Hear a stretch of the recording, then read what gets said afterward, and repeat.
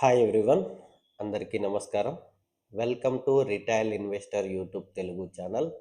Stock మార్కెట్లో మీరు రెగ్యులర్గా హై ప్రాఫిట్స్ని ఇచ్చే ఇన్వెస్ట్మెంట్ ఐడియాస్ కోసం వెతుకుతున్నారా? సో మీరు ఇప్పటి నుంచి మన యూట్యూబ్ ఛానల్ని ఫాలో కండి. మన యూట్యూబ్ ఛానల్లో రెగ్యులర్గా స్టాక్ మార్కెట్లో హై ఇంపాక్ట్ని క్రియేట్ చేసే ఎకనామిక్ ఈవెంట్స్ పైన అండ్ అలానే ఎకనామిక్ కండిషన్స్ పైన మంచి వీడియోస్ని చేసి రెగ్యులర్గా యూట్యూబ్లో అప్లోడ్ చేస్తున్నాము. సో ఆ వీడియోస్ అనేటివి మీకు పర్ఫెక్ట్గా స్టాక్ మార్కెట్ నాలెడ్జ్ని మేక్ చేయడంతో పాటు మీ ఇన్వెస్ట్మెంట్స్ని కూడా హై ప్రాఫిటబుల్ ఇన్వెస్ట్గా మార్చడానికి హెల్ప్ అవుతుందని ఎక్స్పెక్ట్ చేస్తున్నాము. సో ఈరోజు మనం మాట్లాడుకోబోతున్న ఎస్బీఐ అండ్ అలానే బ్యాంకింగ్ సెక్టర్ స్టాక్స్లో వచ్చిన ఫాల్ గురించి కూడా మనం ఈ వీడియోలో పర్ఫెక్ట్గా డిస్కషన్ చేస్తాము. సో ఈ వీడియోని కూడా మీరు లాస్ట్ వరకు స్కిప్ చేయకుండా వాచ్ చేసి మంచి నాలెడ్జ్ని గెయిన్ చేయాలని కోరుకుంటున్నాను. మనం ఈరోజు మాట్లాడుకుంటున్న ఎస్బీఐ షేర్ ఫాల్. అసలు రియల్ టైంలో డిసెంబర్ 16th నుంచి ఈ ఫాల్ అనేది మార్కెట్లో కనబడుతుంది ఎస్బీఐ నుంచి. బట్ రియల్ టైంలోకి వచ్చి చూస్తే ఓన్లీ ఎస్బీఐలోనే కాదు, ఐసిఐసి బ్యాంక్ కానివ్వండి, హెచ్డిఎఫ్సి బ్యాంక్ కానివ్వండి, యాక్సిస్ బ్యాంక్ కానివ్వండి, చాలా బ్యాంక్స్లో అండ్ బ్యాంక్ నిఫ్టీలో కూడా డిసెంబర్ 16th నుంచి ఈ ఫాల్ అనేది చాలా వరకే కనబడుతుంది.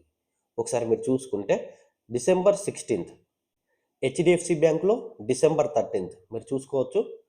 అండ్ అలానే ఐసిఐసి బ్యాంక్లో కూడా డిసెంబర్ 16th నుంచి ఫాల్ కనబడుతుంది, మీరు చార్ట్లో చూడొచ్చు కొంచెం.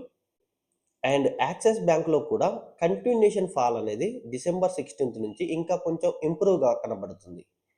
ఎక్కడ చూసుకున్నా కూడా ఏ బ్యాంకింగ్ స్టాక్లో చూసినా కూడా మీకు డిసెంబర్ 16th నుంచి మాత్రం పర్ఫెక్ట్ ఫాలింగ్ అనేది క్లియర్గా కనబడుతుంది. ఎందుకు? అసలు డిసెంబర్ 16th బిఫోర్ ఏం జరిగింది? డిసెంబర్ 16th అడ్వాన్స్గా ఏముంది? అసలు స్టాక్ మార్కెట్లో ఎలాంటి ఎకనామిక్ ఈవెంట్ ఉంది అని అంటే, డిసెంబర్ 16th బిఫోర్ మార్కెట్లో ఎటువంటి ఎకనామిక్ యాక్టివిటీ ఏమీ జరగలేదు.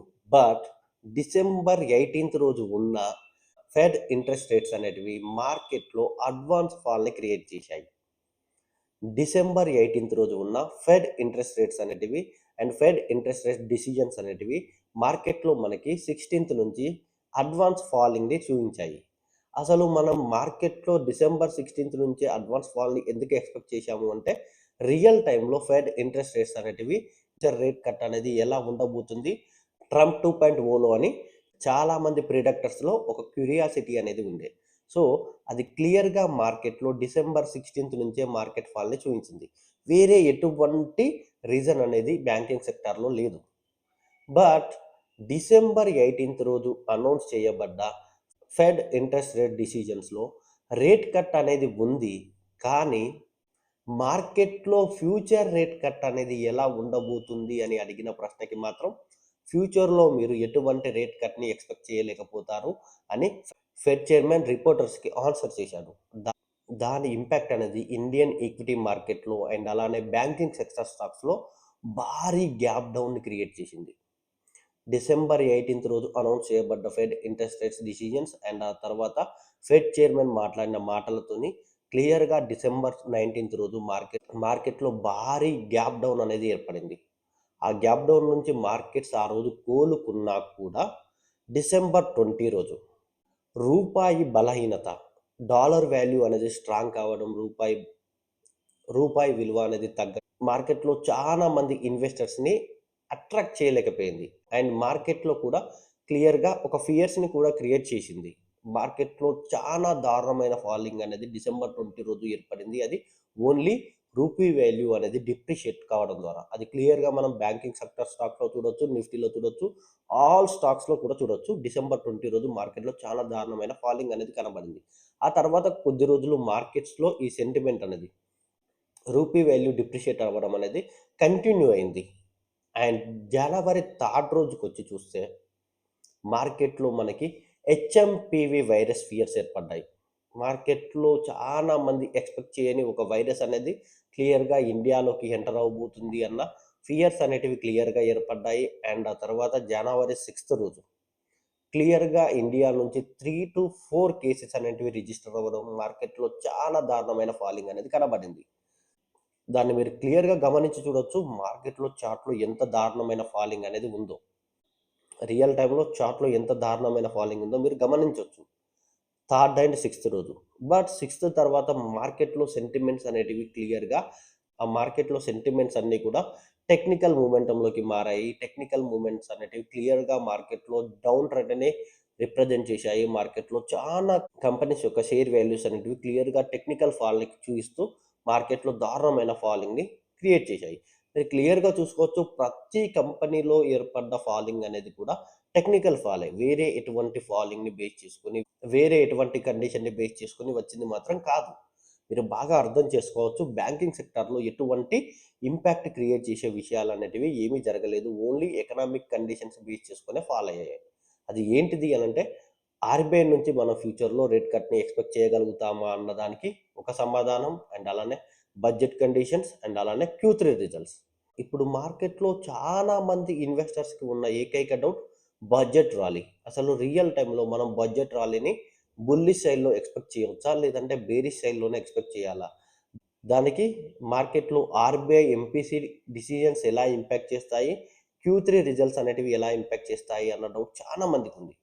రియల్ టైమ్‌లో మనకి యాక్సిస్ బ్యాంక్ నుంచి Q3 రిజల్ట్స్ అనేటివి లాస్ట్ డే రిలీజ్ అయ్యాయి. అందులో మనకి నాన్ పర్ఫార్మింగ్ అసెట్స్ క్వాలిటీ అనేది చాలా దారుణంగా ఉంది.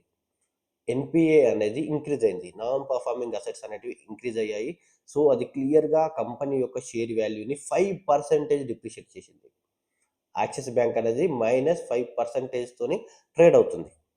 ఈ పర్టిక్యులర్ టైంలో బ్యాంకింగ్ సెక్టర్ స్టాక్స్ నుంచి అనౌన్స్ కాబోతున్న Q3 రిజల్ట్స్ అనేటివి మార్కెట్‌లో హై ఇంపాక్ట్‌ని క్రియేట్ చేస్తాయి అని అనుకుంటే, అవి పర్ఫెక్ట్‌గా మనకి నెగెటివ్ డైరెక్షన్‌లోనే ఇంపాక్ట్‌ని క్రియేట్ చేసే విధంగా కనబడుతున్నాయి.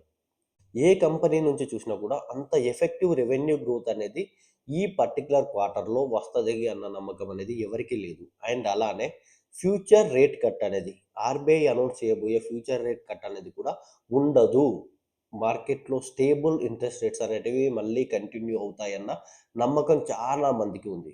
అది కూడా మార్కెట్‌లో పాజిటివ్ బుల్లిష్ ఇంపాక్ట్‌ని క్రియేట్ చేసే ఇంపాక్ట్ కాదు.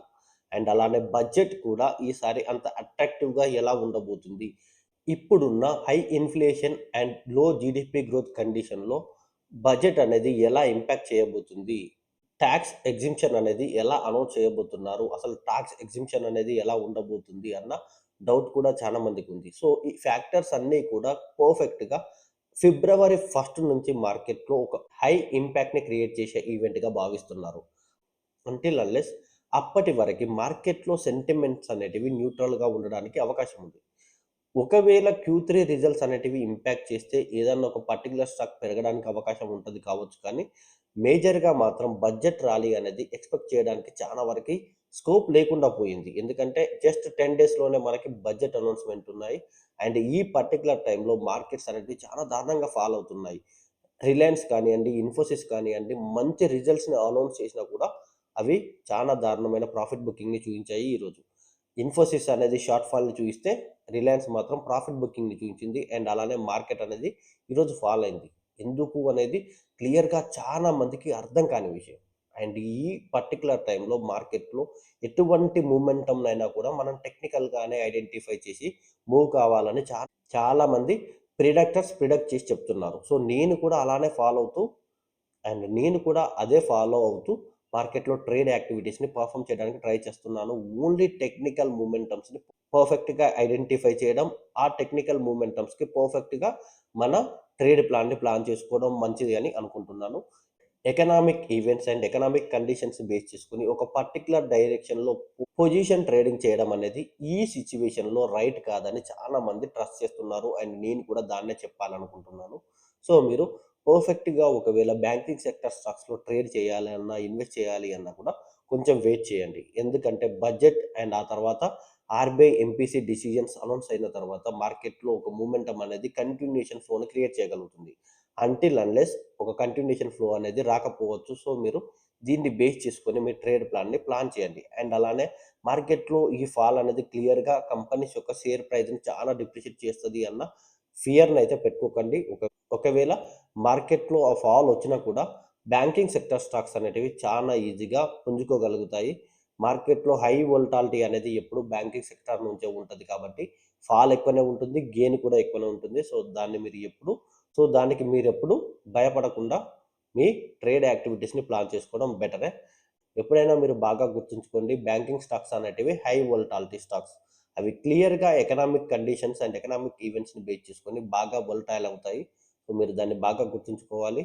మేజర్గా మాత్రం ఎటువంటి నెగిటివ్ ఇంపాక్ట్ న్యూసెస్ అనేటివి బ్యాంకింగ్ సెక్టార్లో లేవు. ఓన్లీ యాక్సిస్ బ్యాంక్ అనౌన్స్ చేసిన Q3 రిజల్ట్స్లో మాత్రం ఎన్పిఏ అనేది వరెస్ట్గా ఉంది. అండ్ అలానే నెక్స్ట్ అనౌన్స్ కాబోతున్న హెచ్డిఎఫ్సి బ్యాంక్ కానివ్వండి, ఐసిఐసి బ్యాంక్ కానివ్వండి, ఎస్బీఐ బ్యాంక్స్ నుంచి వచ్చే రిజల్ట్స్ అనేటివి ఎలా ఉండబోతున్నాయో కూడా మీరు పర్ఫెక్ట్గా స్టడీ చేసుకొని మీ ఇన్వెస్ట్మెంట్స్ని ప్లాన్ చేయండి. ఓకే, ఈ వీడియో కూడా మీకు పర్ఫెక్ట్ నాలెడ్జ్ ఇచ్చింది అని నేను ట్రస్ట్ చేస్తున్నాను. ఈ వీడియో మీకు నచ్చితే లైక్ చేయండి, కామెంట్ చేయండి, సబ్స్క్రైబ్ చేయండి. Thank you for the watching.